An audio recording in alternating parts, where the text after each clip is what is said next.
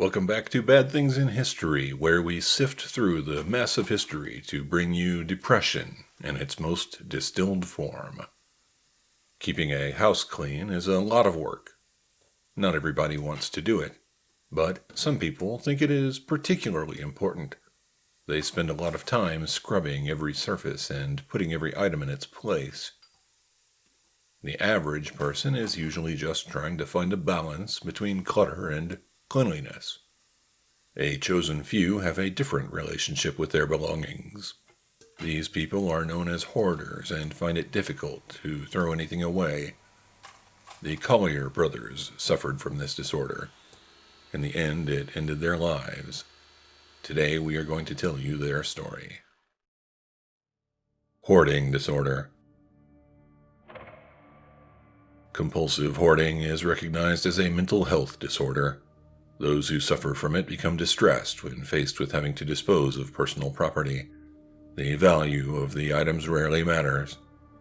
The behavior begins when young, but it usually becomes worse after the age of 40. People who experience the symptoms of this condition will allow their home to become increasingly cluttered over time.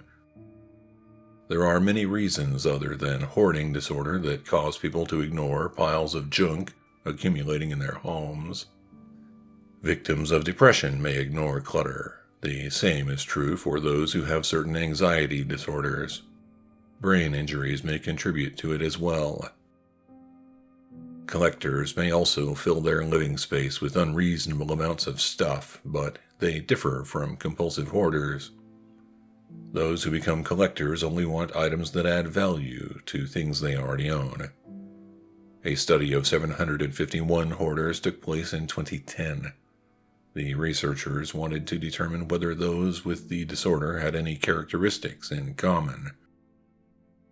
It was discovered that at least 548 of them experienced significant childhood trauma. Oxford researchers developed a method of diagnosing people who suffer from hoarding. They asked the person being tested to examine a series of images, similar to the one that is being displayed now. Whoever is taking the test selects the image that most closely matches the state of the room within their house.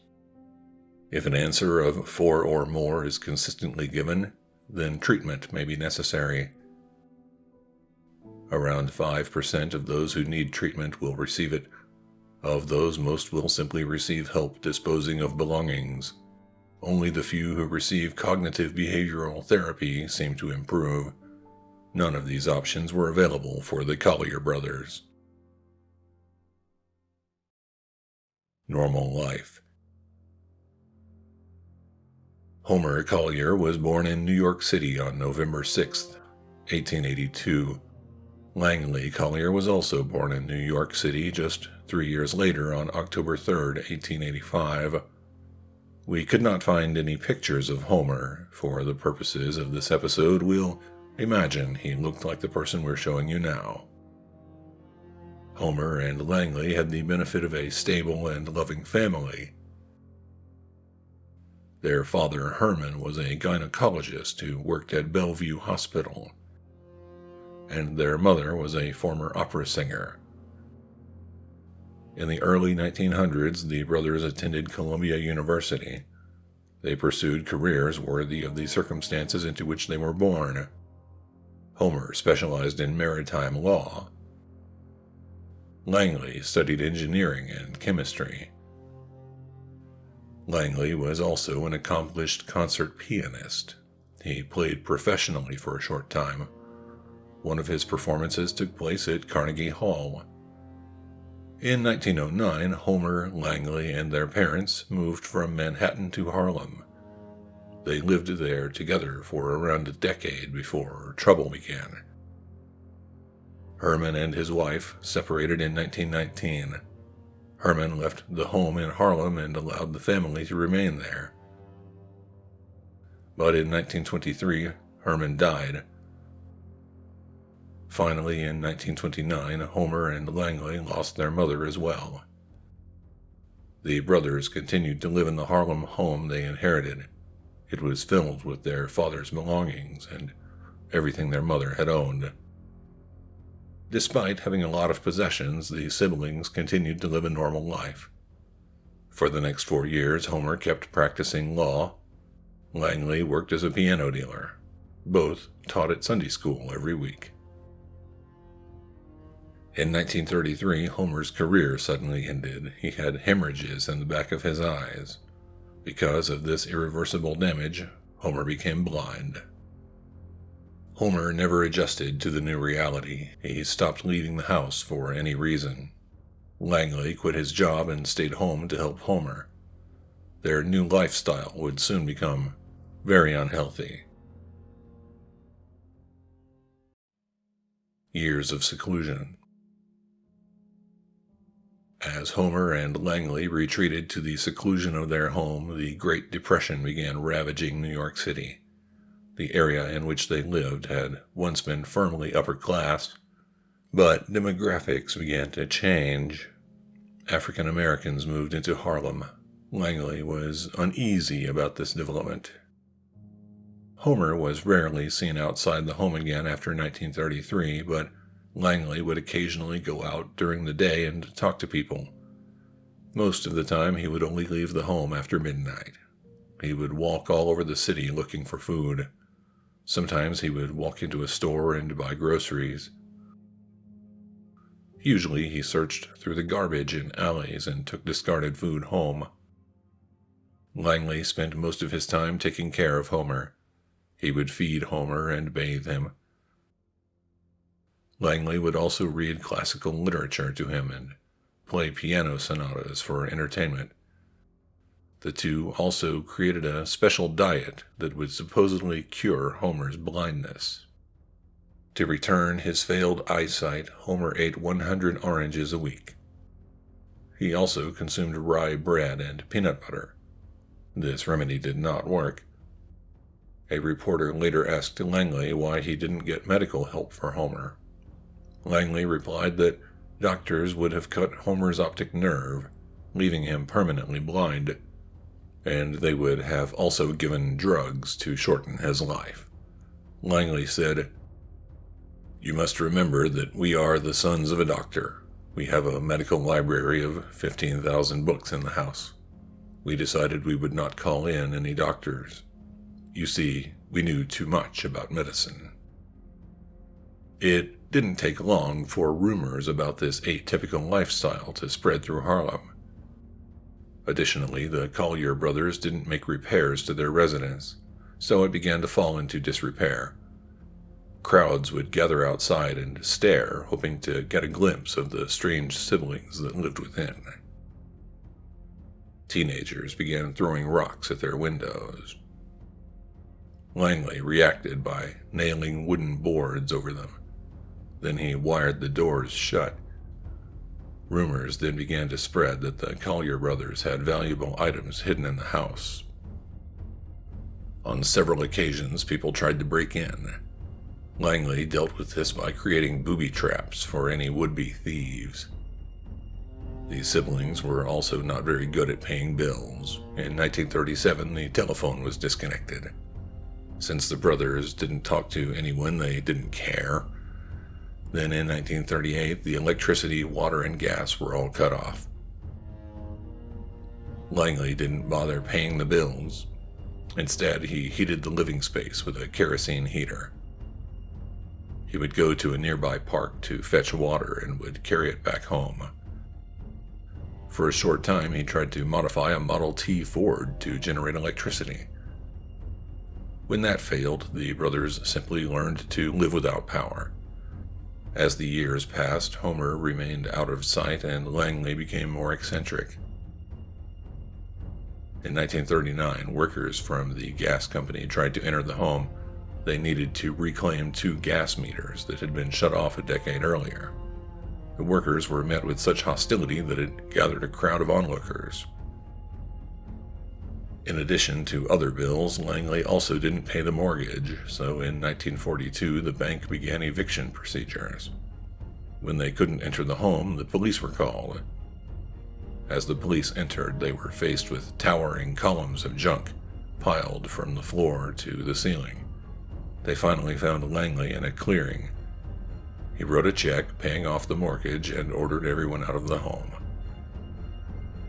For the next several years, the brothers remained completely out of sight. Langley prowled the streets at night, gathering food and other items that he found interesting, but neither he nor Homer ever emerged during daylight hours again. Crushing dreams.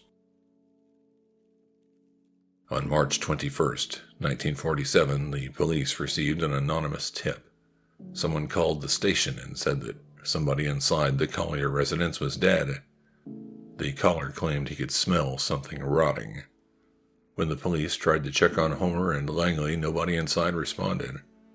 The police tried to enter the home, but it was completely blocked by piles of junk. Finally, a squad of 7 men had to start working through the clutter. They took items and tossed them into the street, slowly opening a path through the maze. The house was filled with a strange assortment of items. Newspapers, cardboard boxes, beds, chairs, umbrellas, and baby carriages were among the piles that filled the residence. Eventually, police found Homer's lifeless body. He was in a small clearing among the piles of junk, sitting in a chair. Homer was dead from starvation and heart disease. The police didn't find Langley and suspected that he may have been the anonymous caller. It would later be discovered that a neighbor was the one who called. The police waited for Langley to return, but he never showed up. A funeral was held for Homer on April 1st, but Langley didn't appear for that either. Rumors began to circulate that he had been spotted on a bus heading to Atlantic City. This triggered a manhunt, but it failed to find the missing brother. While these events were unfolding, workers continued to remove piles of stuff from Homer and Langley's home. Over the course of a few weeks, they removed at least 120 tons of items from the building. In addition to more papers, they also found a piano, an X-ray machine, and a horse's jawbone. On April 8, 1947, one of the workers found Langley. His body was located just 10 feet from where Homer died. Langley was crawling through the debris to take food to Homer. It appeared that he triggered one of the booby traps. Piles of junk fell upon him and crushed his body. Langley was unable to breathe and eventually died. His body was the source of the smell the anonymous caller described. The estate. Homer and Langley were buried near their parents. As the two had no children or any immediate relatives, it wasn't clear what to do with their numerous belongings. The house in which the brothers lived was condemned. The city destroyed it in July 1947. Some of the more unusual items ended up in dime museum displays. These were museums created for the working class and didn't bother with expensive art. The Collyer brothers' belongings were usually displayed next to other sideshow events. The chair in which Homer died was the item that attracted the most interest. It passed into the hands of private collectors in 1956. The piles of junk that filled the home turned out to be almost completely worthless. The items that were salvaged earned only $2,000 at auction. Numerous people came forth claiming to be long-lost relatives of Homer and Langley.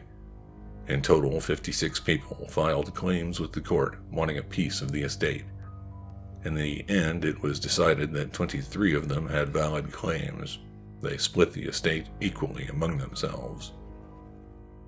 Although little remains of the Collyer brothers' estate today, their story lives on. It has influenced books, television shows, and resulted in several documentaries.